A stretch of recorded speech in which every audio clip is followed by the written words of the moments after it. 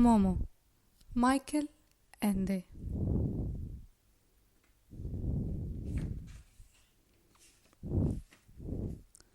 En la noche brilla tu luz. ¿De dónde? No lo sé.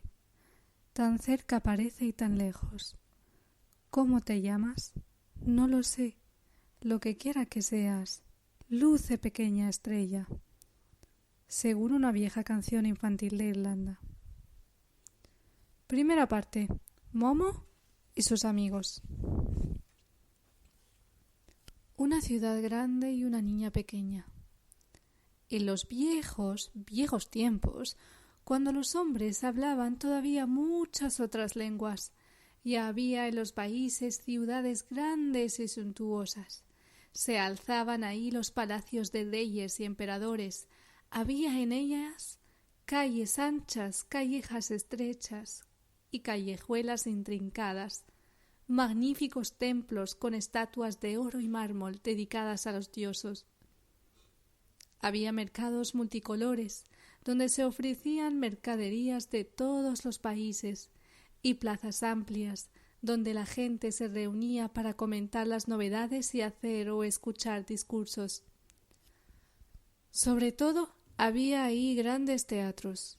Tenían el aspecto de nuestros circos actuales, solo que estaban hechos totalmente de sillares de piedra.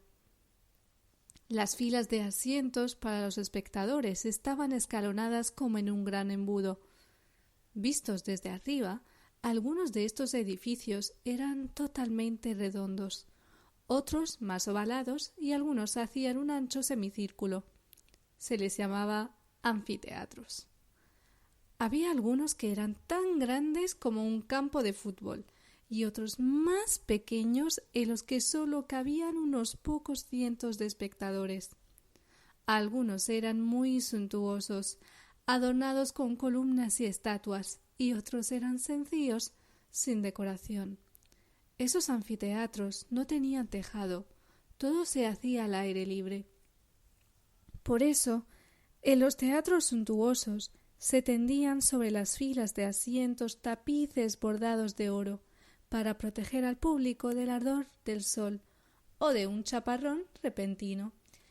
En los teatros más humildes cumplían la misma función cañizos de mimbre o de paja.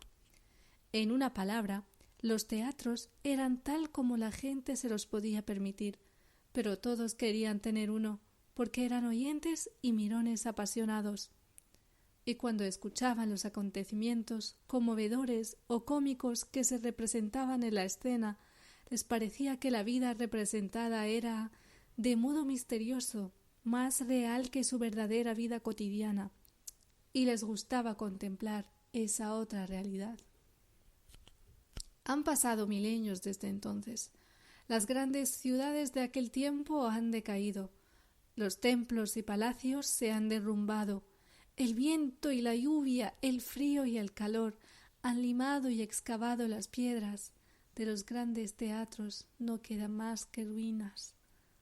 En los agrietados muros las cigarras cantan su monótona canción y es como si la tierra respirara en sueños. Pero algunas de esas viejas y grandes ciudades siguen siendo en la actualidad grandes. Claro que la vida en ella es diferente. La gente va en coche o tranvía, tiene teléfono y electricidad, pero por aquí o por ahí, entre los edificios nuevos, queda todavía un par de columnas, una puerta, un trozo de muralla o incluso un anfiteatro de aquellos lejanos días. En una de esas ciudades transcurrió la historia de Momo. Fuera, en el extremo sur de esa gran ciudad, ahí donde comienzan los primeros campos, y las chozas y chabolas son cada vez más miserables, quedan ocultas en un pinar las ruinas de un pequeño anfiteatro. Ni siquiera en los viejos tiempos fue uno de los suntuosos, ya por aquel entonces era, digamos, un teatro para gente humilde. En nuestros días, es decir, en la época en que se inició la historia de Momo, las ruinas estaban casi olvidadas. Solo unos pocos catedráticos de arqueología sabían que existía. Pero no se ocupaban de ellas porque ya no había nada que investigar. Tampoco era un monumento que se pudiera comparar con los otros que había en la gran ciudad, de modo que sólo de vez en cuando se perdían por ahí unos turistas, saltaban por las filas de asientos cubiertas de hierbas, hacían ruido y hacían alguna foto y se iban de nuevo. Entonces volvía el silencio al círculo de piedra y las cigarras cantaban la siguiente estrofa de su interminable canción, que por lo demás no se diferenciaba en nada de las estrofas anteriores. En realidad, solo la gente de los alrededores conocía el curioso edificio redondo. Apacentaban en él sus cabras. Los niños usaban la plaza redonda para jugar a la pelota y a veces se encontraban ahí, de noche, algunas parejitas. Pero un día corrió la voz entre la gente de que últimamente vivía alguien en las ruinas. Se trataba, al parecer, de una niña. No lo podían decir exactamente, porque iba vestida de un modo muy curioso. Parecía que se llamaba Momo o algo así. El aspecto externo de Momo ciertamente era un tanto desusado, y acaso podía asustar algo a la gente que da mucha importancia al aseo y el orden. Era pequeña y bastante flaca, de modo que ni con la mejor voluntad se podía decir si tenía 8 años solo o ya tenía 12. Tenía el pelo muy ensortijado, negro como la pez, y con todo el aspecto de no haberse enfrentado jamás a un peine o a unas tijeras. Tenía unos ojos muy grandes, muy hermosos, y también negros como la pez, y unos pies del mismo color, pues casi siempre iba descalza. Solo en invierno llevaba zapatos de vez en cuando, pero solían ser diferentes, descabalados, y además le quedaban demasiado grandes.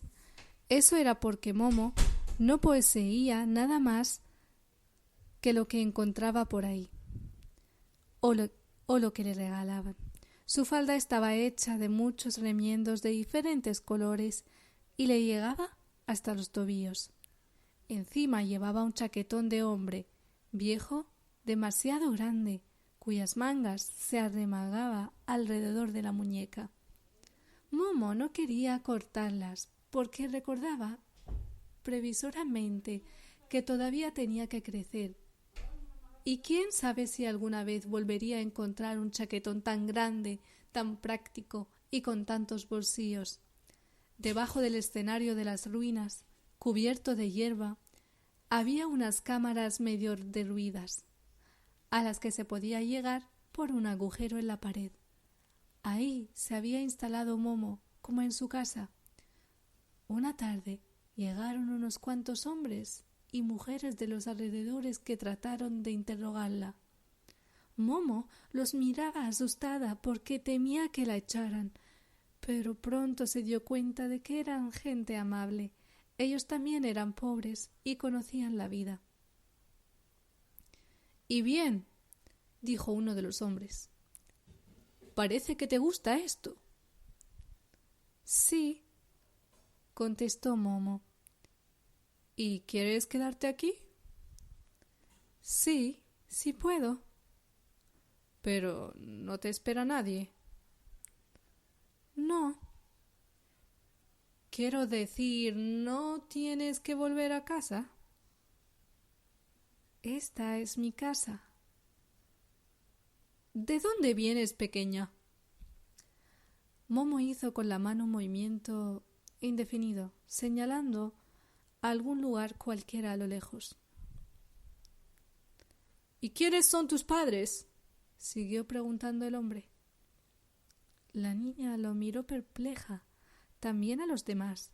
Se encogió un poco de hombros. La gente se miró y suspiró. —No tengas miedo —siguió el hombre—. No queremos echarte, queremos ayudarte. Momo asintió muda, no del todo convencida. —¿Dices que te llamas Momo, no es así? Sí. Es un nombre bonito, pero no lo he oído nunca. ¿Quién te ha llamado así? Yo, dijo Momo.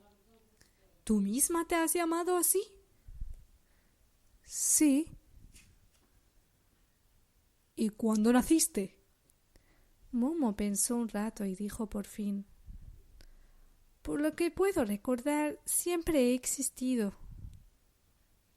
¿Es que no tienes ninguna tía, ningún tío, ninguna abuela, ni familia con quien puedas ir?